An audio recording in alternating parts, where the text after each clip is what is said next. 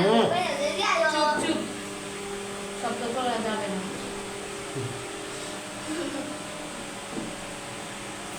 সবাইকে আজকের লাইভ ক্লাসে স্বাগতম। তোমরা জানো যে আমরা ধারাবাহিকভাবে এসএসসি 25 বেসের পরীক্ষার্থীদের জন্য এমসিকিউ লাইভ কোর্সটি চালু করেছি। এটা একেবারে ফ্রি চলবে এবং আমরা পরীক্ষার আগ মুহূর্ত পর্যন্ত বিগত বছরের প্রশ্নগুলো এখানে সলভ করব। যারা জয়েন হতে চাও সবাই জয়েন হতে পারো, তবে কেউ যদি পেড কোর্সে ভর্তি হতে চাও তাহলে ডেসক্রিপশনের মধ্যে আমার হোয়াটসঅ্যাপ নাম্বার আছে, ওখানে যোগাযোগ করলে আমরা পেড কোর্সেও চালু আছে। সুতরাং আজকে কথা না বাড়িয়ে আমাদের মূল যে কার্যক্রম সেই কার্যক্রমে চলে যাচ্ছি। আজকে আমরা রাজশাহী বোর্ড 2024 সালের প্রশ্নটা সলভ করব।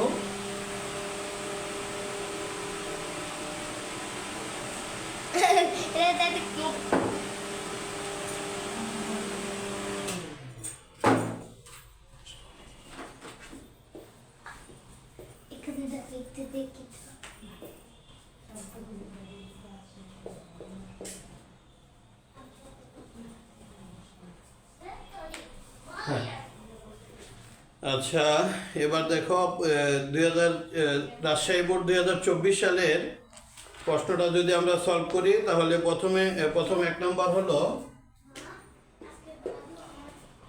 হিসাব বিজ্ঞানকে ব্যবসায়ের কি বলা হয়। হিসাব বিজ্ঞানকে ব্যবসায়ের কি বলা হয়? হিসাব বিজ্ঞান এক কথায় যদি বলি, হিসাব বিজ্ঞানকে ব্যবসায়ের কৌশল, ভাষা, প্রক্রিয়া, ব্যবস্থাপনা। হিসাব বিজ্ঞান হলো ব্যবসায়ের ভাষা। এর কারণ কি? এর কারণ হলো হিসাব বিজ্ঞানে একটা ব্যবসা প্রতিষ্ঠানে সংগঠিত লেনদেনগুলোর আর্থিক এবং অনার্থিক বিষয়গুলোর একটা চিত্র ফুটিয়ে তোলে। সেক্ষেত্রে এই জন্য হিসাব বিজ্ঞানকে ব্যবসায়ের ভাষা বলা হয়। সুতরাং ব্যবসায়ের ভাষা হলো খ নাম্বার, উত্তর হবে খ। 2 নাম্বার বলছে নিচের কোনো বিবরণীর মাধ্যমে প্রতিষ্ঠানের আর্থিক ফলাফল জানা যায়। আর্থিক ফলাফল বলতে একটা ব্যবসা প্রতিষ্ঠানের মোট মুনাফা বা মোট নিট মুনাফা, এই ফলাফলকে বোঝানো হয়েছে। সেখানে আমরা জানি যে বিশদ আয় বিবরণীর মাধ্যমে একটা ব্যবসা প্রতিষ্ঠানের আর্থিক যে নিট মুনাফা বা মোট মুনাফা, এই ফলাফলগুলো জানা যায়। সুতরাং উত্তর হবে বিশদ আয় বিবরণী। আর এখানে আছে নগদ প্রবাহ বিবরণী। নগদ প্রবাহ বিবরণী কেবলমাত্র একটি ব্যবসা প্রতিষ্ঠানের নগদ প্রাপ্তি ও পরিশোধ, অর্থাৎ একটা নির্দিষ্ট সময়ে কি পরিমাণ নগদ অর্থের আগমন ঘটেছে এবং কি পরিমাণ নগদ অর্থের নির্গমন ঘটেছে এটা জানা যায়। সুতরাং এটা দ্বারা ব্যবসায়ের আর্থিক ফলাফল জানা যায় না। আর্থিক অবস্থার বিবরণী সাধারণত একটা ব্যবসা প্রতিষ্ঠানের সম্পদ ও দায়ের পরিমাণ জানা যায়, কিন্তু নিট লাভ বা নিট ক্ষতির পরিমাণ জানা যায় না। মালিকানা সত্ত্ব বিবরণীর মাধ্যমে শুধু মালিকানা সত্ত্বের পরিমাণ কত আছে সেটা জানা যায়। সেই জন্য উত্তর হবে ক।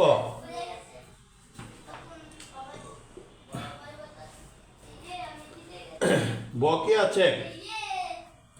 বকেয়া চেক বলতে কি বোঝানো হয়? বকেয়া চেক হলো যে সকল চেক ইস্যু করা হয়েছে কিন্তু এখন উপস্থাপিত হয়নি। এটা ব্যাংক সমন্বয় বিবরণীর মধ্যে আমরা সাধারণত যদি নগদান বই অনুসারে ব্যাংক জমার উদ্বৃত্ত নিয়ে শুরু করি, সেক্ষেত্রে ইস্যুকৃত চেক ব্যাংকে উপস্থাপিত হয়নি, সেটাকেই বকেয়া চেক হিসাবে গণ্য করা হয়। আর তাইলে বকেয়া চেক বলতে বোঝানো হয় ইস্যুকৃত চেক ব্যাংকে উপস্থাপিত হয়নি। তাহলে 3 নাম্বার হবে গ। 4 নাম্বার বলছে কোনো হিসাবটির জন্য সমাপনী দাখিলা প্রয়োজন। কোনো হিসাবটির জন্য সমাপনী দাখিলা প্রয়োজন। সাধারণত সমাপনী দাখিলা প্রয়োজন হয় কোন কোন হিসাবের জন্য? সমাপনী দাখিলা প্রয়োজন হয় মুনাফা জাতীয় আয়, মুনাফা জাতীয় ব্যয় এবং মালিকানা সত্ত্ব হিসাব। মালিকানা সত্ত্ব হিসাবের মধ্যে শুধুমাত্র উত্তোলন জাতীয় যে হিসাবগুলো আছে এগুলোর জন্য আমাদের উত্তোলন জাতীয় হিসাবগুলোর জন্যই আমাদের সমাপনী দাখিলা প্রয়োজন হয়। যেমন মুনাফা জাতীয় আয় ব্যয়গুলো বন্ধ করা হয় সমাপনী দাখিলার মাধ্যমে, অপরদিকে ব্যবসায়ের নিট মালিকানা সত্ত্ব, একটা নির্দিষ্ট সময় নিট মালিকানা সত্ত্ব বের করার জন্য আয় হিসাব, নিট আয় বা নিট ক্ষতি বন্ধ করা হয়। সাথে সাথে আবার উত্তোলন যে হিসাবগুলো আছে উত্তোলনকেও বন্ধ করে দেওয়া হয়।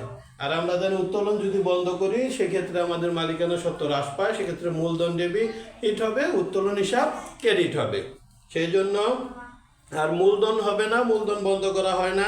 মুনাফা অনুপার্জিত আয় হলো দায়বাচক হিসাব, সাধারণত সমাপনী দাখিলের মাধ্যমে বন্ধ করা হয় না। অগ্রিম বীমা হলো সম্পদ।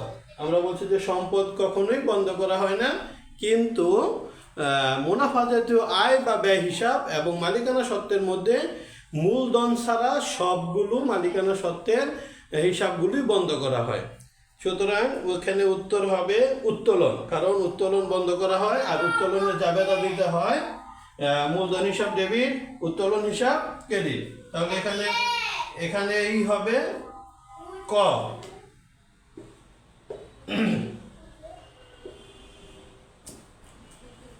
তারপরে আসি কোনটি লেনদেন নয়। আসলে আমাদের জানতে হবে লেনদেন কি। অর্থের অঙ্কে পরিমাপযোগ্য কোনো ঘটনা দ্বারা যদি দুটি পক্ষের আর্থিক অবস্থার পরিবর্তন হয় সেটা হলো লেনদেন। একটা লেনদেনে কমপক্ষে 3টি বৈশিষ্ট্য থাকবে।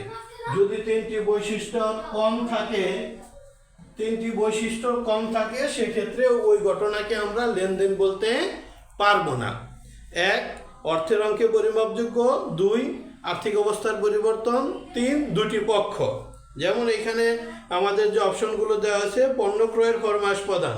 পণ্য ক্রয়ের ফরমায়েশ প্রদান করার অর্থ হলো আমি কোনো পক্ষকে বলেছি যে আমি আপনার কাছ থেকে এত টাকার পণ্য ক্রয় করব, বাট পণ্য ক্রয়ও করি নাই, তাকে নগদ টাকাও দেয়নি, আর সেও আমাকে পণ্য দেয়নি, সুতরাং এটা লেনদেন নয়।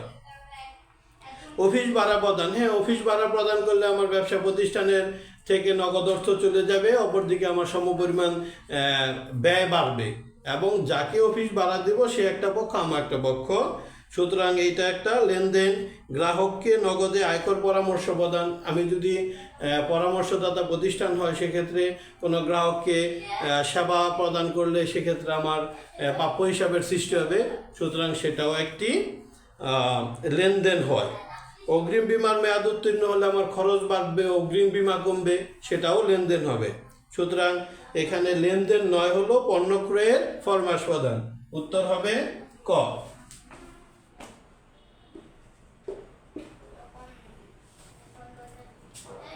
6 নম্বর বলেছে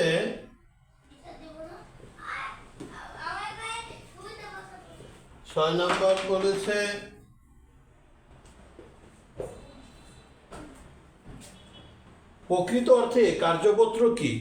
একটি জাবেদা, একটি খতিয়ান, একটি খসড়াপত্র, একটি আর্থিক বিবরণী।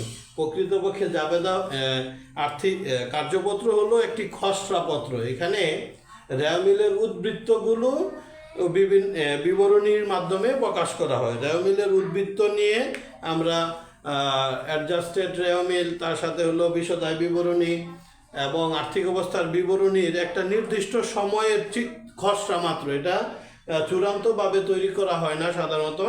এই জন্য প্রকৃত অর্থে কার্যপত্র হলো একটি খসড়াপত্র। উত্তর হলো খ।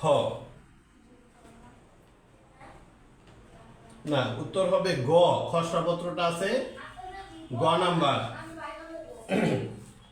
এবার আসি হলো 7 নম্বরে একটা উদ্দীপক দেওয়া আছে, বলছে যে সুমন ট্রেডার্সের 30/6/2023 তারিখের রেওয়া মিলে অগ্রিম বীমা 1,20,000 টাকা আছে, যা 2 বছরের জন্য 1/4/2023 তারিখে পরিশোধ করা হয়েছিল।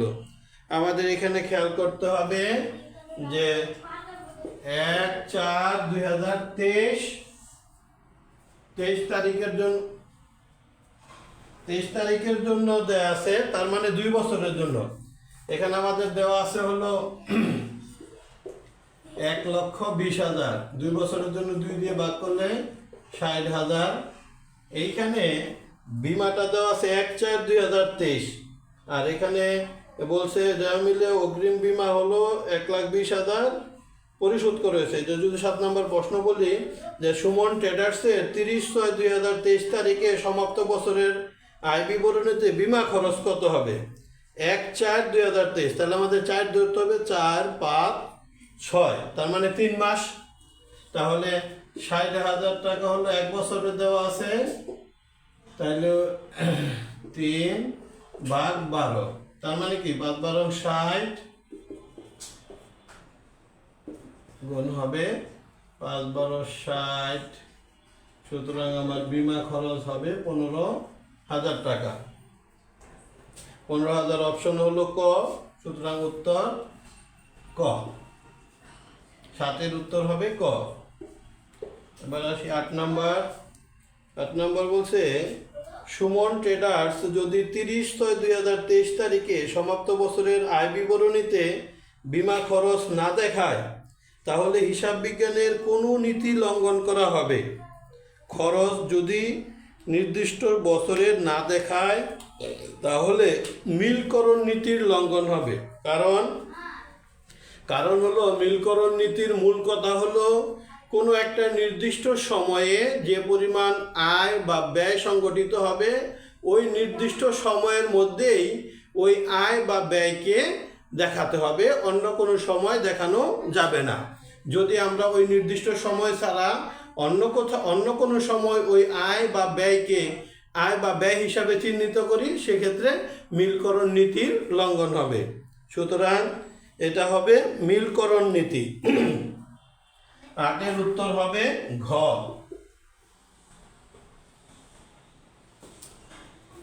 ওকে, দেন আসি 9 নাম্বার। 9 নাম্বার বলছে যে হিসাব চক্রের কোন ধাপে লেনদেন শনাক্ত করা হয়? লেনদেন শনাক্ত করা হয় সাধারণত হিসাব চক্রের প্রথম ধাপে। নয়, হিসাব চক্রের প্রথম ধাপে, উত্তর হবে ক। মানে কারণ হলো হিসাব চক্রের ধাপগুলো যদি আমরা দেখি, প্রথমেই আছে লেনদেন শনাক্তকরণ, তারপরে লেনদেন বিশ্লেষণ ও জাবেদাভুক্তকরণ, খতিয়ান ভুক্তিকরণ, তারপর হলো রেয়ামিল প্রস্তুতকরণ, এইগুলো আছে। এই ধাপগুলো দেখে নিলেই দেখা যাবে হিসাব চক্রের এই ধাপগুলো থেকে অনেক সময় একটা করে প্রশ্ন আসে। এবার একটা বড় উদ্দীপক দেয়া আছে, যদি তোমরা দেখো 2024 সালের রাজশাহী বোর্ডের মধ্যে জনাব সমীরনের 2021 সালের জুন মাসের নগদ প্রদান জাবেদা বলতে সাধারণত যে সকল ব্যবসা প্রতিষ্ঠানে যে সকল নগদ লেনদেন প্রদান করা হয়, অর্থাৎ নগদ টাকা প্রদানের ফলে যে জাবেদাগুলো আমরা তৈরি করি সেটা হলো নগদ প্রদান জাবেদা। সেখানে 1 নম্বর আছে যে ক্রয় হিসাব ডেবিট, নগদান হিসাব ক্রেডিট, তারপর পদ হিসাব হিমো ডেবিট, নগদান হিসাব ক্রেডিট, তার মানে নগদ পরিশোধ করেছি, পদ হিসাব সোহাগ ডেবিট, নগদান হিসাব ক্রেডিট, এবং প্রদত্ত বাট্টা হিসাব ক্রেডিট। 3 আছে হলো ক্রয় হিসাব ডেবিট আর নগদান হিসাব ক্রেডিট। মোট এখানে আমার ক্রয় হিসাব আছে 20,000, পদ হিসাব আছে 12,100 এবং নগদান হিসাব আছে 32,000, বাট্টা আছে 100। আচ্ছা, এবার বলছে জনাব সমীরনের জুন মাসের ক্রয় জাবেদার যোগফল কত? ও ক্রয় জাবেদার যোগফল ছিল 30,000 টাকা। ক্রয় জাবেদার যোগফল ছিল মানে নগদ নাকি? হ্যাঁ, জনাব সমীরনের ক্রয় জাবেদার। এখানে আরেকটা জিনিস আমাদের খেয়াল রাখতে হবে, একটা হলো ক্রয় জাবেদার যোগফল বলছে, আর ওখানে হলো নগদ প্রদান জাবেদা। ক্রয় জাবেদা বলতে যে ব্যবসা প্রতিষ্ঠানে যে সকল ধারে ক্রয় সংগঠিত হয় সেই ধারে ক্রয়গুলো সাধারণত ক্রয় জাবেদায় লিপিবদ্ধ করতে হয়। সেইখানে আমাদের ক্রয় জাবেদার যোগফল দেওয়া আছে 30,000 টাকা। এবার প্রশ্ন হলো উদ্দীপকে ব্যবহৃত জাবেদাটি কোনো ধরনের জাবেদাকে যদি আমরা প্রধানত 2 ভাগে ভাগ করি, একটা সাধারণ জাবেদা, একটা হলো বিশেষ জাবেদা। বিশেষ জাবেদার মধ্যে আছে ক্রয় জাবেদা, বিক্রয় জাবেদা, ক্রয় ফেরত জাবেদা, বিক্রয় ফেরত জাবেদা এবং নগদ প্রাপ্তি জাবেদা, নগদ প্রদান জাবেদা। তাহলে এইখানে যেহেতু নগদ প্রদান জাবেদা আছে সেটা হলো বিশেষ জাবেদা। তাহলে 10-এর উত্তর হবে বিশেষ জাবেদা খ। দেন 11 নম্বর বলছে জনাব সমীরনের 2021 সালের জুন মাসের মোট ক্রয়ের পরিমাণ কত। এখানে আমরা যদি একটু লক্ষ্য করি তাহলে দেখব যে ক্রয় হিসাব দেবী এখানে মোট ক্রয় আছে হলো 20,000 টাকা। এই নগদ প্রদান জাবেদাটার মধ্যে মোট নগদ ক্রয় আছে হলো 20,000, আর এখানে বলে আছে শেষে যে ক্রয় জাবেদার যোগফল, তার মানে কি এটা হলো ধারে ক্রয়, সেটা হলো আছে 30,000, তাহলে মোট ক্রয় হবে 50,000 টাকা। এটা 50,000 টাকা উত্তর আছে হলো ঘ। সুতরাং উত্তর হলো ঘ 11 নম্বর। এবার আসি 12 নম্বরে। 12 নম্বরে কি বলেছে যে সমাপনী দাখিলা প্রদানের পর কোনো হিসাবের জের শূন্য হয়। সমাপনী জাবেদা দাখিলার পর কোনো হিসাবের জের শূন্য হয়। এটা আমাদের প্রথমে এটা থেকে একটা সমাপনী দাখিলা আসছে, ওখানে বললাম যে সহজে এটা মনে রাখতে হবে যে ব্যবসা প্রতিষ্ঠানের যাবতীয় আয় ও ব্যয় হিসাব এবং মালিকানা সত্ত্বের মধ্যে মূলধন বাদে যে সকল হিসাবগুলো আছে, যেমন উত্তোলন, আয়কর, জীবন বীমা প্রিমিয়াম, তারপরে হলো নিট মুনাফা, নিট ক্ষতি, এই যাবতীয় হিসাবগুলো বন্ধ করা হয়। অর্থাৎ মুনাফা জাতীয় আয় এবং মুনাফা জাতীয় ব্যয়, এই হিসাবগুলো বন্ধ করতে হয়। তাহলে আমরা যদি এখান থেকে মুনাফা জাতীয় আয় বা ব্যয় কোন একটা পাই, তাহলে আমাদের প্রশ্নের সমাধান পেয়ে যাব। যেমন এখানে বলা আছে যে সেবা আয় মুনাফা জাতীয় আয়, সাপ্লাই সম্পদ, পুঞ্জীভূত অবচয় বিপরীত সম্পদ বা কন্ট্রা সম্পদ বলা হয়। অগ্রিম বীমা, এখানে একটা মনে রাখবা, পুঞ্জীভূত অবচয়কে অনেক এমসিকিউর মধ্যে বলবে যে কন্ট্রা সম্পদ পুঞ্জীভূত কি কোন হিসাব, পুঞ্জীভূত অবচয়কে কোন হিসাব বলা হয় মনে রাখতে হবে। ইংরেজিতে বলে কন্ট্রা সম্পদ, আর বাংলাতে বলবে বিপরীত সম্পদ, যদি বলে সেটাও সঠিক হবে। সুতরাং এখানে যেহেতু বলছে যে সমাপনী দাখিলা প্রদানের পর কোন হিসাবের জের শূন্য হয়, সমাপনী দাখিলা প্রদানের পর যাবতীয় মুনাফা জাতীয় আয় ও ব্যয় হিসাবের জেরগুলো শূন্য হয়। সুতরাং সেখানে আমাদের মুনাফা জাতীয় আয় হলো সেবা আয়, উত্তর হবে ক। 12 নম্বরের উত্তর ক। এবার আসি 13 নম্বর বলছে অদৃশ্য সম্পদের ব্যয় বন্টন প্রক্রিয়া। অদৃশ্য সম্পদ আছে কিন্তু আমরা সেটা বুঝতে পারি না, যেমন গ্যাসের সম্পদ আছে, গ্যাস, কয়লা, এই সম্পদগুলো আছে, এগুলোর ব্যয় বন্টন প্রক্রিয়াকে কি বলে? অবলোপন বলে। অদৃশ্য সম্পদের ব্যয় বন্টন প্রক্রিয়াকে অবলোপন বলে। এটা 2-3 বার পড়লেই মুখস্থ হয়ে যাবে। সুতরাং এটার উত্তর হবে খ। 13 নম্বর উত্তর হবে খ। তারপরে বলছে 14 নম্বর কি বলেছে? কোনটি অন্য তিনটি হতে ভিন্ন? অন্য তিনটি হতে ভিন্ন কোনটি? এখানে আমাদের আছে শিক্ষানবিশ স্যালামি মূলত আয়, শিক্ষানবিশ ভাতা ব্যয়, বীমা স্যালামি ব্যয়, উপযোগ খরচ ব্যয়। তার মানে এই তিনটার মধ্যে আমরা তিনটা এক আর একটা হলো ব্যতিক্রম, তার মানে শিক্ষানবিশ স্যালামি হলো ভিন্ন। সুতরাং উত্তর হবে ক। 14 উত্তর হবে ক। 15 নম্বরে কি বলছে? বলছে বিক্রয়ের উদ্দেশ্যে আসবাবপত্র ক্রয় করা হলে কোন হিসাবটি ডেবিট করা হবে? বিক্রয়ের উদ্দেশ্যে যদি আমরা আসবাবপত্র ক্রয় করি, সেক্ষেত্রে আসবাবপত্রটা হলো একটা পণ্য। তো অ্যাজ ইউজুয়াল আমরা পণ্য ক্রয় করলে যে জাবেদা হবে, বিক্রয়ের উদ্দেশ্যে আসবাবপত্র ক্রয় করলে একই জাবেদা হবে। তার মানে কি ক্রয় হিসাব ডেবিট, নগদান হিসাব ক্রেডিট। তাহলে যে ডেবিট হবে ক্রয় হিসাব। তো ক্রয় হিসাব আছে ঘ নাম্বারে, সুতরাং 15 হবে ঘ। 16 নাম্বার বলেছে কি? 16 নাম্বার এবং 17 এর জন্য আমাদের একটা উদ্দীপক দেয়া আছে, এটা একটু খেয়াল করি।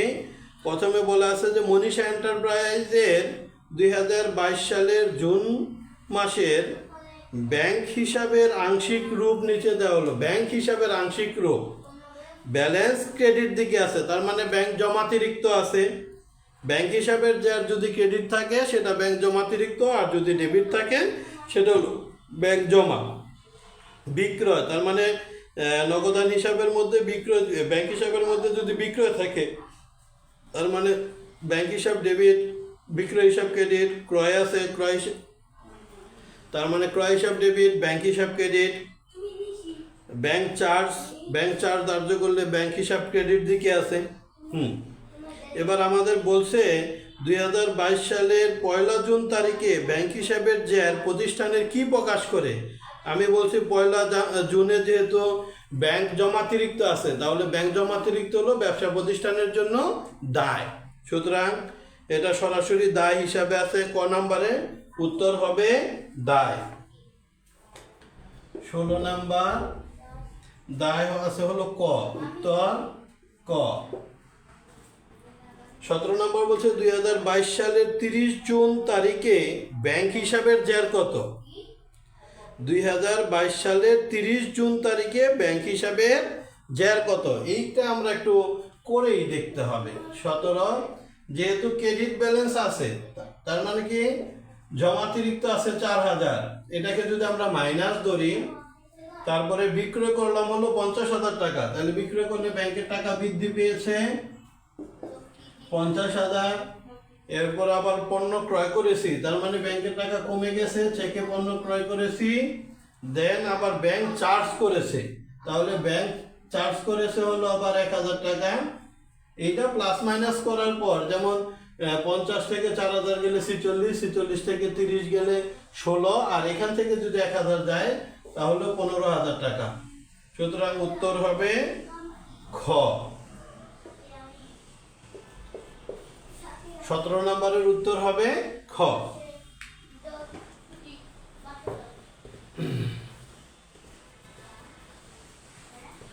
দেন আসি 18 নম্বর। 18 নম্বর বলেছে অনুপার্জিত আয়ের সমন্বয় দ্বারা কি নির্দেশ করে। অনুপার্জিত আয়, আমরা জানি অনুপার্জিত আয় হলো ব্যবসা প্রতিষ্ঠানের জন্য দায়।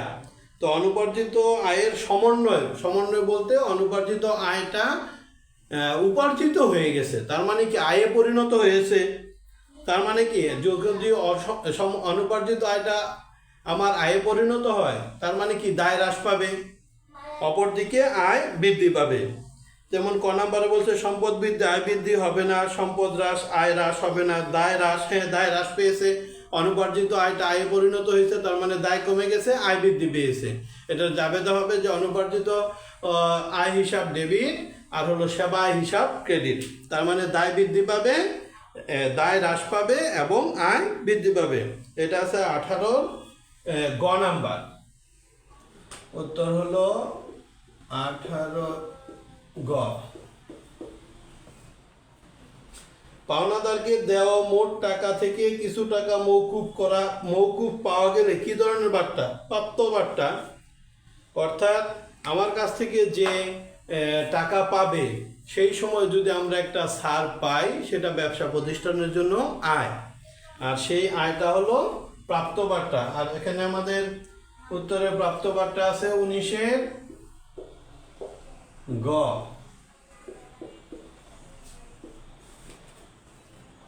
20 নাম্বার বলছে ব্যাংক সমন্বয় বিবরণীর মূল উদ্দেশ্য কি। মূলত আমরা ব্যাংক সমন্বয় বিবরণী করি একটা নির্দিষ্ট সময়ে নগদান বইয়ের ব্যাংক উদ্ধৃত এবং পাস বইয়ের ব্যাংক উদ্ধৃত দুইটা সমান করার জন্য। এইটাই হলো আমাদের মূল উদ্দেশ্য। এটা আমরা খুঁজবো, যেটা আছে সেটাই হবে উত্তর।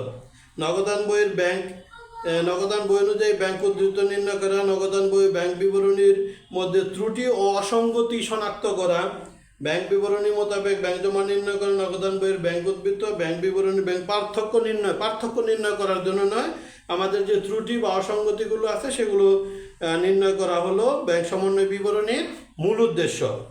তাহলে এখানে উত্তর হবে খ। 20 উত্তর খ। 21 বলছে নিচের কোন লেনদেনটি প্রতিষ্ঠানের আর্থিক অবস্থার কাঠামোগত পরিবর্তন ঘটায়। আর্থিক অবস্থার কাঠামোগত পরিবর্তন ঘটায়।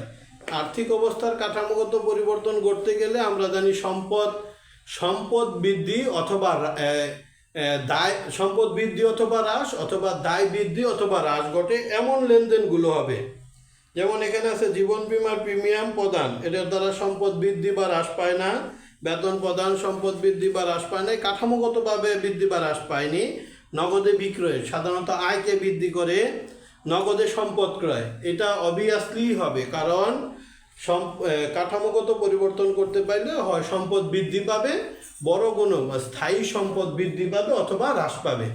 তো নগদে যদি আমরা সম্পদ ক্রয় করি তাহলে আমাদের স্থায়ী সম্পদ বৃদ্ধি পায়। সুতরাং 21 উত্তর হবে ঘ।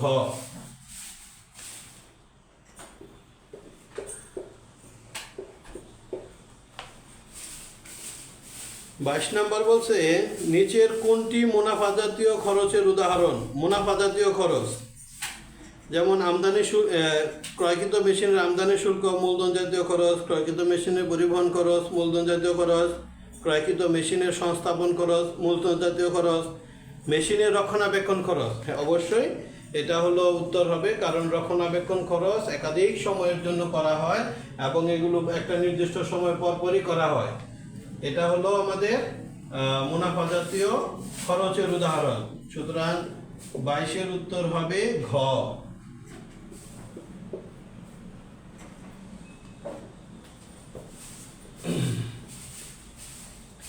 এবার আসি 24। নিচের কোনটি অপরিচালন ব্যয়। অপরিচালন ব্যয় আমাদের আগে জানতে হবে যে সকল ব্যয় প্রতিষ্ঠানের নিয়মিত হয় না, যেমন ঋণের সুদ, তারপরে আছে হলো আসবাবপত্র বিক্রয়জনিত ক্ষতি, বিবিধ ক্ষতি, এগুলো সাধারণত অপরিচালন ব্যয়। যেমন এখানে আছে অফিস ভাড়া ব্যবসা প্রতিষ্ঠানের নিয়মিত খরচ, ঋণের সুদ অপরিচালন ব্যয়, তারপরে আছে হলো কুরিন পরিচালন ব্যয়, বিজ্ঞাপন পরিচালন ব্যয়। সুতরাং এখানে অপরিচালন খরচ হলো ঋণের সুদ, এটা আছে হলো খ নাম্বারে। 24 উত্তর হবে খ। 25 নম্বর বলছে কি বিপরীত ব্যয় হিসাব কোনটি। বিপরীত ব্যয় মানে ব্যয়ের বিপরীত, তার মানে বিক্রয় ফেরত হলো আয়ের বিপরীত। প্রদত্ত বার্তা হলো ব্যয়। ক্রয়টা হলো ব্যয়, বাট ক্রয় ফেরতটা হলো ব্যয়ের বিপরীত। পুঞ্জীভূত অপচয় হলো কোনটা ব্যয়, কোনটা সম্পদ মানে বিপরীত সম্পদ। পুঞ্জীভূত অপচয় হলো বিপরীত সম্পদ, বাট এখানে আমাদের যেহেতু ব্যয় বলছে তাহলে ক্রয় ফেরত হলো বিপরীত ব্যয় মানে ব্যয়ের বিপরীত। তো সেখানে 25 উত্তর হবে ঘ।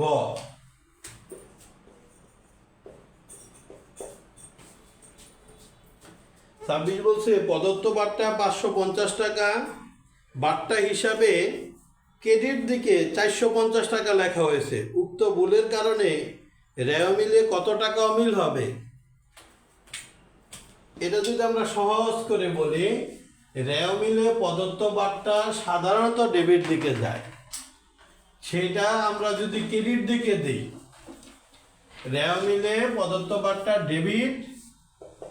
ডেবিট দিকে যাবে 550 টাকা, কিন্তু সেইটা আমরা দিয়েছি কোথায়, ক্রেডিট দিকে 450 টাকা। তাহলে যদি আমরা ভুলটা আগে সংশোধন করি তাহলে এইটা দিতে হবে, এবং সেখানে যদি আমাদের সঠিকটা দেই এটা দিতে হবে। সুতরাং যদি দুইটার রেও মিলের পার্থক্যটা হবে এই দুইটার যোগফল, তাহলে এই দুইটার যোগফল কত, 1000 টাকা। উত্তর হবে 1000 টাকা।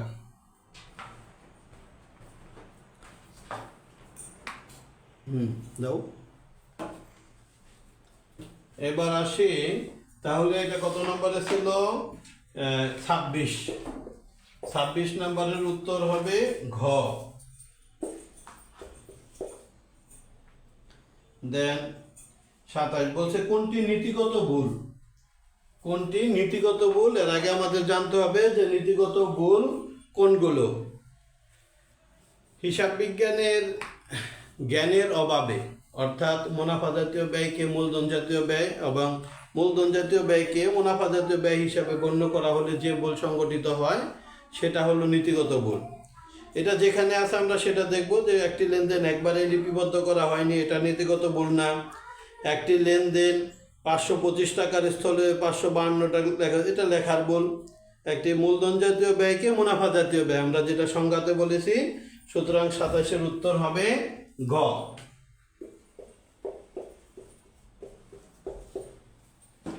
দেন আসে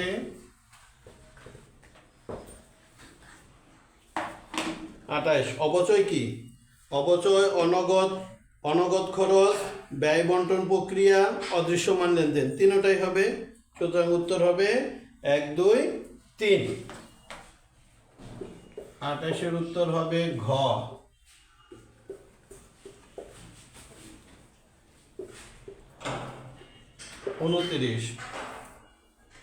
29 একটা উদ্দীপক দেওয়া আছে। উদ্দীপকটা কি বলেছে আমরা আগে একটু সেটা দেখি।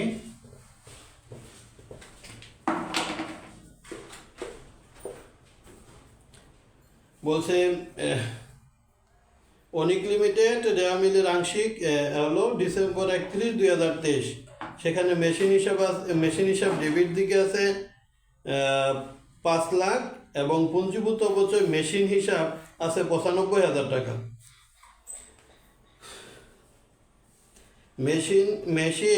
মেশিনটি 1 জানুয়ারি 2021 তারিখে ক্রয় করা হয়েছিল। 10 বছর হিসাবকাল শেষে এর ভগ্নাবশেষ মূল্য হলো 20,000 টাকা। প্রতিষ্ঠানটি 10% হারে কমর-আসমান জেয়ার পদ্ধতিতে অবচয় ধার্য করে। এখানে ক নম্বর বলছে মেশিনটির প্রথম বছরের অবচয়ের পরিমাণ কত হবে?